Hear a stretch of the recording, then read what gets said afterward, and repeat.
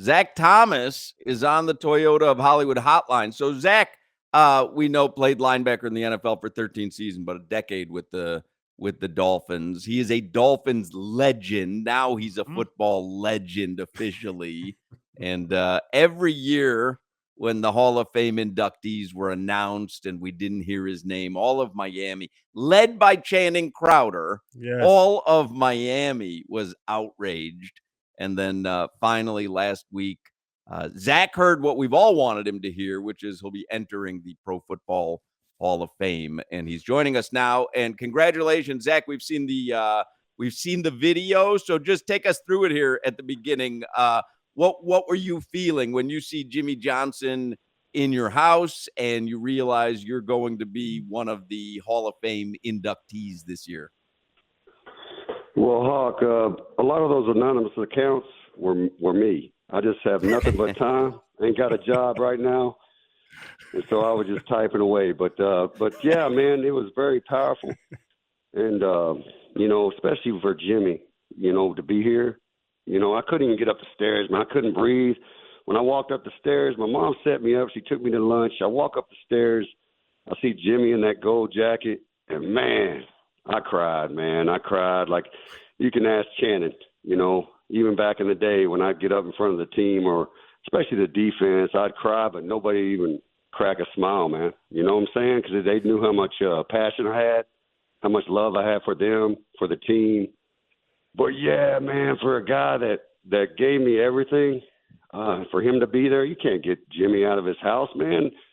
I had went down. When I got engaged, I took Maritza, my wife, down to meet Jimmy. So we hung out having drinks, and I told him about our engagement. He said, straight to her, because it's Jimmy straight to the point. He's like, I don't do funerals. I don't do weddings. I'm like, no worries, Coach, man. You're the best, that type of stuff. But man, for him to get out of his house and surprise me, man, it was a powerful moment, one moment that I'll remember for the rest of my life.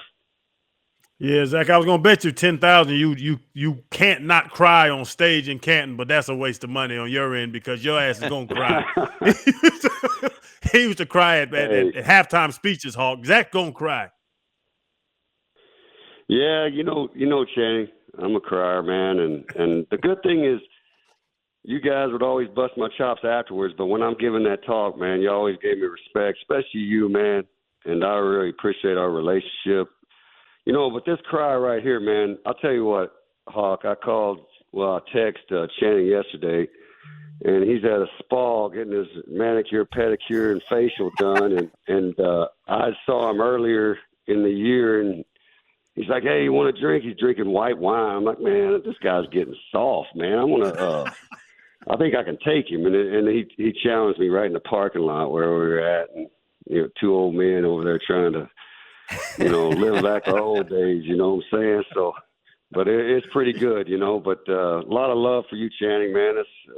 I really miss you and a lot of my teammates.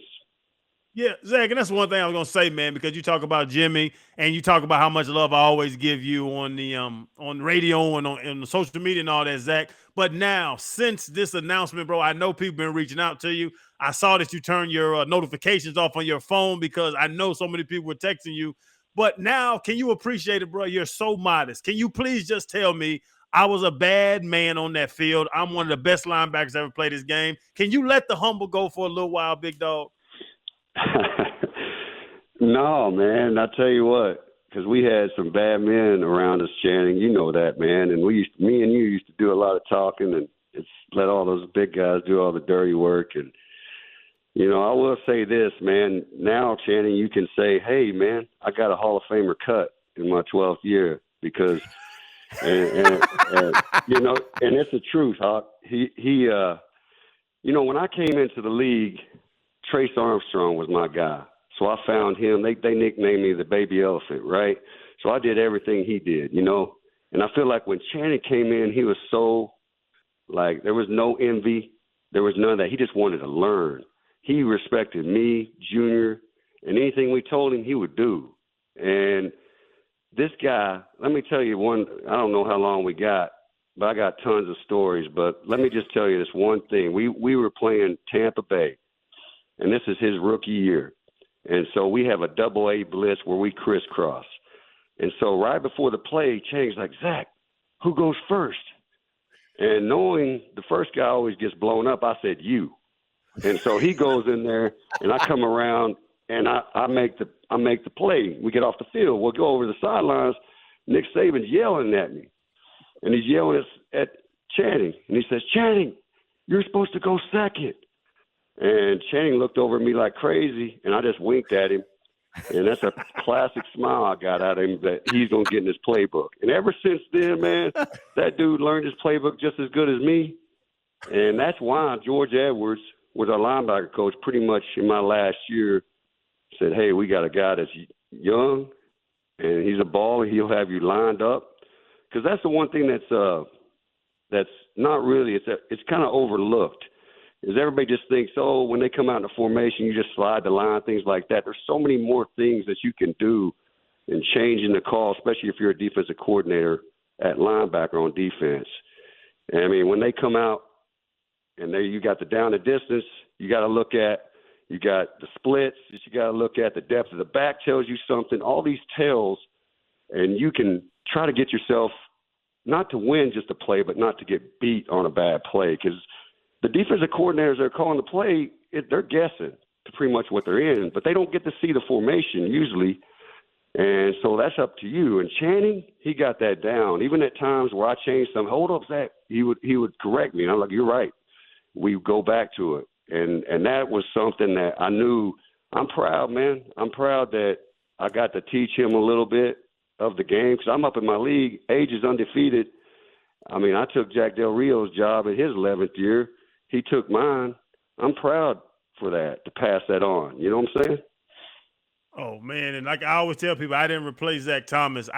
I played middle linebacker for the Dolphins after Zach Thomas. But you want to tell a story, ZT? I need some clarity, because we've been telling this story wrong for a long time. Now we're both together. We're at camp my rookie year. I didn't know people cuss out head coaches, but that's after Truck already cussed out Nick Saban, and now I didn't know what to deal with. We're in a team drill, and you figure out that our defense does not work against their offense, and you get to checking. Set left, hey, YB, roll right, slide left, hey, nickel.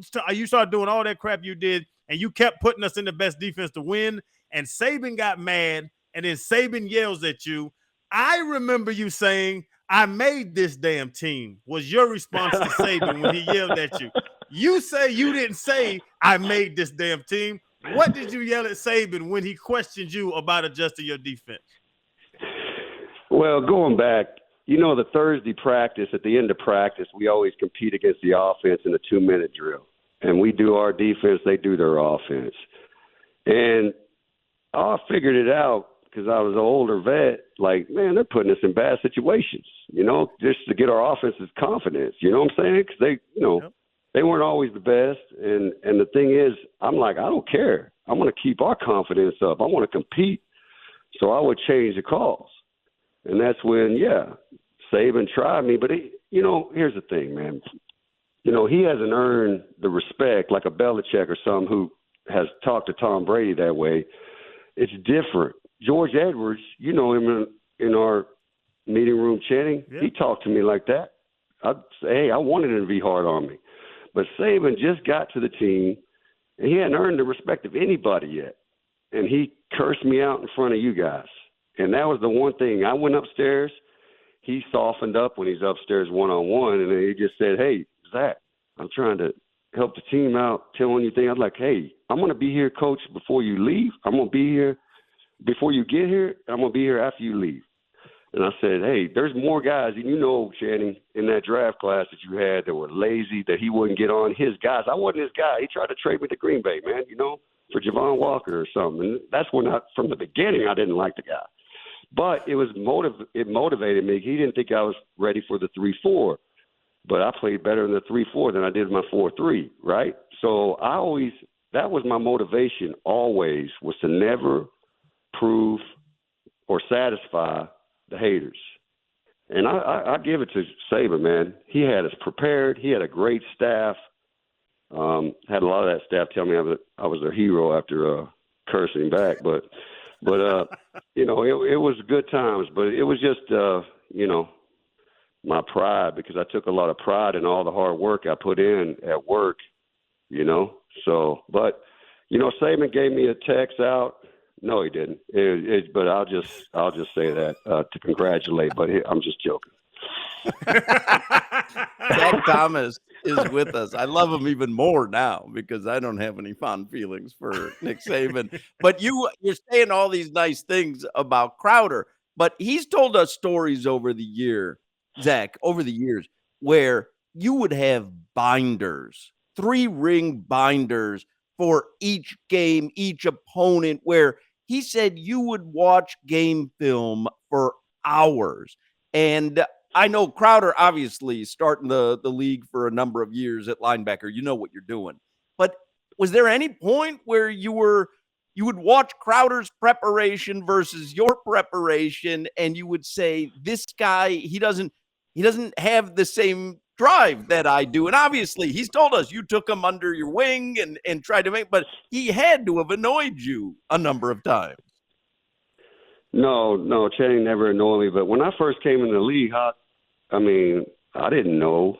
I was just trying to follow. That's why I followed pretty much everything that Trace Armstrong did, from a stretch therapist to massage therapist to different type things to help my game. I was old school, man. This is before iPads or anything like that. You could store it on. I had all these binders and notebooks and you know, they're scribbled up and nobody could read it but myself. And, you know, it was on offensive coordinators most of the time. It wasn't just, you know, because we always watch the last 3 games, right, Channing, of the team we're about to play. And I'm like, don't they study themselves and their tendencies and all that stuff? So I would go back and find defenses that they play that's similar to ours, to different type games, even if it was the year before, if they had the same coordinator. So that's how it kept me on track. And I knew this for me in my game, my pre-snap was good because, you know, if you align right, Hawk, your odds on that play go up. And then if you know your assignment, know how your help, you know how to get everybody lined up, man, it's sky high, because most of the time you beat yourself, not the other team. And anytime we're in a meeting room, right, Channing, like the coach would be like, you lost inside technique. It's always you beating yourself, man, you know. And I feel like that's where I won. And I feel like that's where Channing won, when he figured it out by watching me and Junior. So, you know, that was my game, man, you know. And Zach, that's funny you bring up George Edwards, because when I go in and I was having those rookie meetings with him, you know, when they're trying to prepare me to play, stuff y'all already knew, he would tell me all the time, you're not trying to impress me. You need to impress Junior and Zach. You got to impress those vets that want to play with you. If Zach tells me he doesn't want to play next to you, your ass ain't getting on that field. And that's when, like, it clicked to me, like, this is, like you was always say, don't get over coach. Don't get over coach. It's not about the coaches. It's about the guys around you trusting you. And that was the one thing I learned from that situation with you, is that when you finally trusted me, and when I trusted myself to be able to know I could play, because if Zach knows I'm being in my right spot, then I know that I know the defense well enough to be there. But talking about the film study, Zach, just the story I tell all the time, Thanksgiving Day, Detroit Lions, you kept telling me shoot my gap. And at halftime, I was like, why do you keep telling me shoot my gap? And you said, and so many cuss words, but I'll clear it up, the bleeping offensive coordinator they have ran that same bleep when he was with San Diego in the late 90s or something crazy like that, Zach. And till this day, I still tell people that story, and they're amazed. What's some crazy crap that you know? Because for you to remember in 2006 or 7, a run scheme against 12 personnel in 99, that was quite impressive, Zach. Is there something crazy you remember that you just knew that nobody else would have known? Well, going back to the very start on trust, Channing, you know that. Like, you know, I watched Junior Seau, man. He was a hero of mine. Even when I was in college, I got a signed poster. I mean, it was above my bed, you know. God rest Junior, man. Love that dude just like I love you. And, you know, he was a guy that always just shot the gap. And sometimes you remember he would just be saying apple, baby, because he's hitting the A gap or B gap, and it wasn't a blitz call. We'd be like, what, Junior? And nobody would say anything to him, but he'd always say, hey, listen, nobody's going to remember the mistakes you made. They're going to make me remember all those big plays. And, you know, Junior was just blowing people up. He would disrupt something, just when he saw something, and that's why I was trying to tell you, don't get OC'd, always to you, Channing. I wanted you to play fast. You got to go out there and react. And hey, I might have knew some plays when I'm out there, and I would let the quarterback know.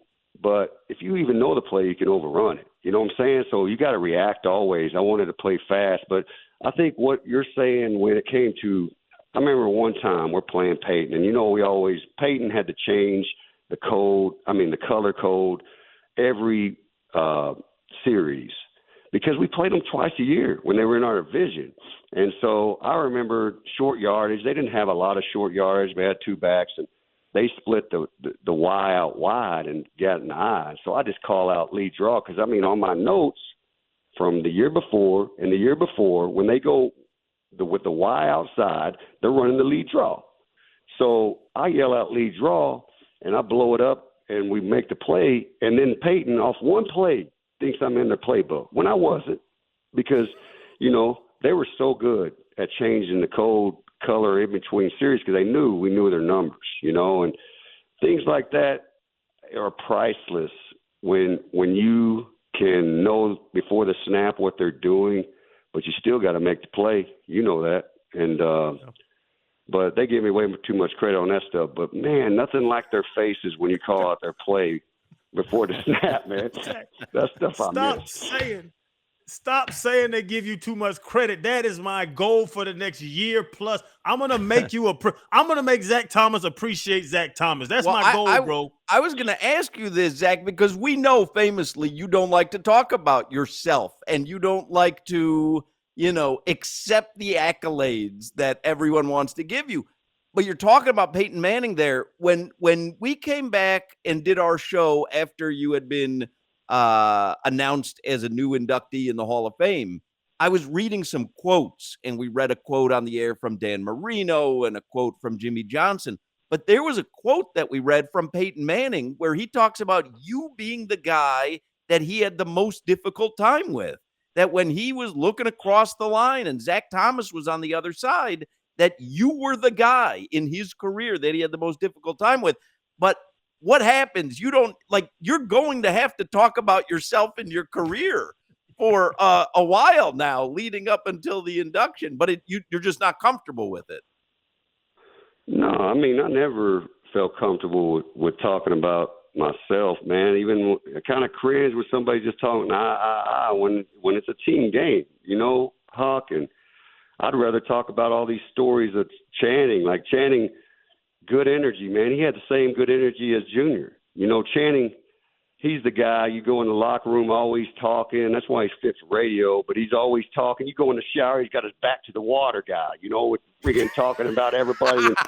You go to the urinal and he's bumping elbows talking about the blitz. What are we going to do in there? Like, dude, man, let's talk about that in the locker room, man. Like, he's one of those guys, you know what I'm saying? But you love him. You know what I'm saying? And it's an episode for Curb Your Enthusiasm. It's one of those guys. Just, you know what I'm saying? He's just good energy, man. That's the stuff that I miss more. When I ever hear anybody talking about themselves on that, kind of like, oh, man, come on, man. Like, I don't feel comfortable with it. I'd rather crack on Channing right now. You know what I'm saying? What though? Because Dolphins fans, you have to know how much they love you. Dolphins fans, very, very rarely in sports radio can you have a topic where every single person agrees. And every year that your name wasn't announced for the Hall of Fame and Channing would come on the air and rail about it, it would be text after text, and you'd see it on Twitter, tweet after tweet of people going, Zach Thomas belongs in the Hall of Fame. And there's never an opposite side. No one was ever texting in, well, I don't think so. So you know how beloved you are by Dolphins fans. What have you been doing? Because you could be doing broadcasting. You choose not to. You could certainly be more active on social media, and you're not. So just for Dolphins fans who love you and are thrilled that you're going into the Hall of Fame, what have you been doing? What takes up your time? Man, I got 3 kids in travel soccer. I'm over here trying to learn their formations and some 4-4-2 and stuff like that. But I'm trying to coach them. I'm not a very good coach because they don't listen, by the way. But I try to, do some real estate, do some other things to keep me going. But back to the Dolphin fans, I'll try to be quick on a story that after I got cut by the Dolphins, Parcells told me that, you're 35 and linebackers decline after 35. So I'm like, man, I want to, because it's just the competitive nature. I want to shove it in his face, right? So I said, where am I going to go in the division? And so I said, I ain't going to the Jets. Hell no. I ain't doing that. So I go say, okay, let's go visit Bill Belichick. So I go out to Bill Belichick, and the genius himself, I want to learn from him, whatever. And they have that stacked defense. So I'm sitting across from Bill in a chair. He said, Zach, we're going to offer you. And I said, and he says, but I can't give you number 54. I'm like, man, Teddy Bruce is a legend, man. I don't want 54. I said, I want 53. That's Larry Izzo's number. That's my best friend at the time, and he got a good little smirk out of him, but he offered me, and I said, let me think about it, and I slept on it and woke up that next morning and said, hell no, man. I can't let down the fans, because they got my back, So that was one of those things. I don't want to get choked up right now. I'm a crier, but that's one of those things that come back. You know what I'm saying? And they always been good to me. So I thought it was the right move. So I went to Dallas, playing out of position, and it worked out. It worked out. And Zach, like we've tried a number of times to get you to talk about yourself, bro. And I knew you weren't, but we had to try. What does the Hall of Fame mean to you? And I know this is a generic question, but knowing you know how hard you work, and knowing that you don't. I want to say don't like accolades, but you don't care about personal achievements the same way others do. The Hall of Fame, bro, it's a personal achievement. What does it mean to you being the person you are, but now the world's recognizing that you were one of the best to ever play this game? Man, it means everything for all our teammates, man. All that hard work. I wouldn't change a thing. You know what I'm saying? Because when we would go on Sunday, we had each other's back. For my D linemen, Sam and Pat on the outside, JT, Trace, Truck, Timbo. Man, come on, man. Timbo, I'd still be playing if he was still playing. I promise you, I didn't get touched, And so It's one of those deals, all the linebacker core that I had, I could just keep going. There's so many people that played his part. I'm grateful for my parents. They did a great job with definitely keeping me disciplined, humble, and work ethic. My dad, he works his ass off, and he taught me that, man. He was raised poor, and you know the story, and it was special, man. Knowing that and be able to represent you guys in Canton in August, man, I'm gonna be proud, man. Yeah, I'm gonna be crying, Shannon, but man, I gotta get through it somehow. Yeah. Is Channing on the short list of people to induct you, or is he on the short list for putting together the post-induction party? Oh, well, the party for sure. You know what I'm saying? Like, hey, he'll definitely be the party. I'll tell you what. But that's one thing, too, Hawk. Like, one time Channing wanted to do everything. He might have told a story, but he wanted to do everything I did. And then, he kind of started struggling a couple games. I told him one day, I said, dude, go back to being yourself. You have to be aware of yourself to get the best out of yourself. Your mindset is you have to go out, be yourself. So he went back balling again. And I knew one time he missed the team meeting in the start, and then we were in a defensive meeting room, and I'm kicked back, and the lights are out. We're watching film, and he comes in about 45 minutes late with Derek Pope. You remember this, Channing. And they sit down, and they still have their backpacks on. They look like, they're in so much trouble. And then he has the audacity to freaking ask a question to the coach. Hey, coach, what about this? What am I supposed to do here after coming in like 45 minutes late? Like, dude. Hey, George, do you remember that? And so I said, Channing's back, man. And he went back to balling again. So I was like, hey, I love that. He got fined. The middle of that story, Hawk, is that I tried to be Zach. Like you talking about be you. I took on Zach's diet. I started making this crap called super soup, where he'd have this meat and this rice and this kale and all this crap mixed up. and he was playing at a all-pro level. And I'm like, hey, if I eat super soup and if I don't drink liquor and if I don't go to the club, I'll be Zach Thomas. I literally had the worst stretch of games I had in my career. And Zach I don't know, he knew it at the time when he was saying, when he told me, like, go back to being you. He was saying, bro, go eat your wings, go drink, go party, because you play better that way. And he's dead on. I went to play a lot better once I had some Hennessy in my system and some chicken wings. And he knew right, you man. were back when you walked in late with the backpack. That's when he knew. He's like, Crowder's back. He couldn't do that 9-10 hours of sleep a night thing. It's a boring lifestyle, but it worked for me, man. I knew I'd be more, focused in the meeting rooms when I got good sleep. So sleep was number one for me. But for Channing now, man, he needs like 3 or 4 hours, and then he'd be all right. He ready to go on Sundays. That's what was awesome, man. He still only needs 3-4 hours of sleep. It is amazing. Still running, ZT. I cannot sometimes believe how little sleep he works on. Zach Thomas, he's going to the Hall of Fame.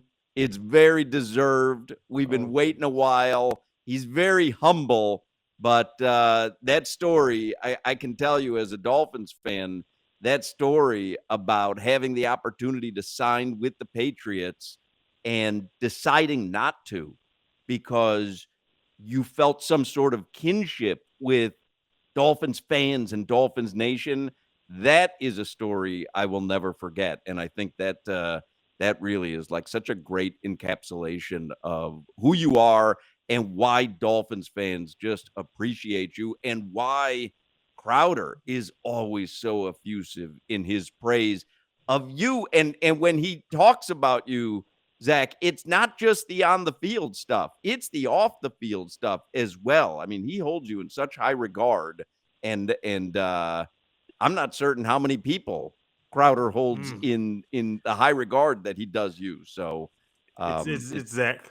It's Zach, and that's it. Zach got a list of his own because I'll tell on you the field of work. Man, the father, you just watching you, father the kid, Zach. This stuff we don't talk about when we're together. But, man, you as a husband, you as a father, you as an entrepreneur, like you downplay everything you do, bro. And I'm your cheerleader. I'm your split star. I'm your side man to be able to tell the world how honest and awesome you are as a human being. They watch you on the field, bro. But off the field stuff that I am privy to and that I'm blessed to be able to see, man, you're in the league your own, bro. And I tell the world that every time I get a chance. I know that, man. And let me tell you, Hawk, when I get together with Channing, it's just the opposite. He's cracking on me the whole time. But I appreciate that love, man. And that's why, hey, I don't do a lot of these,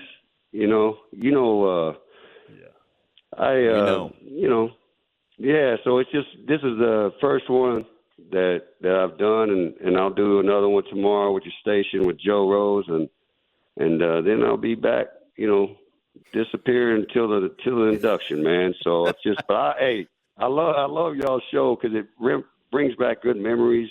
It reminisces, especially hearing Channing go off on his days. I really appreciate you guys, man, and I wish you guys all the best. But Channing, man, we got to get together. We got to get together for sure. Hell yeah! I'm a set up. We'll have the Hall of Fame, bro, and that'll be awesome. And there's a bunch of dudes calling me about Canton, man. You're gonna be mind blown how many people show up because everyone loves you. And the party afterwards, I know, Zach, we need to have a party to the Hall of Fame, to the party, totally ran by me, where I coordinate it all. Okay. I mean, but you can't surprise me, man. I don't like surprises, man. I'll start crying again. Man, don't be trying that, Channing, man. Hey, seriously. I got you, big dog. Hey. All right, man. Yeah, you got me. You got him nervous now, Crowder. You got him nervous, man.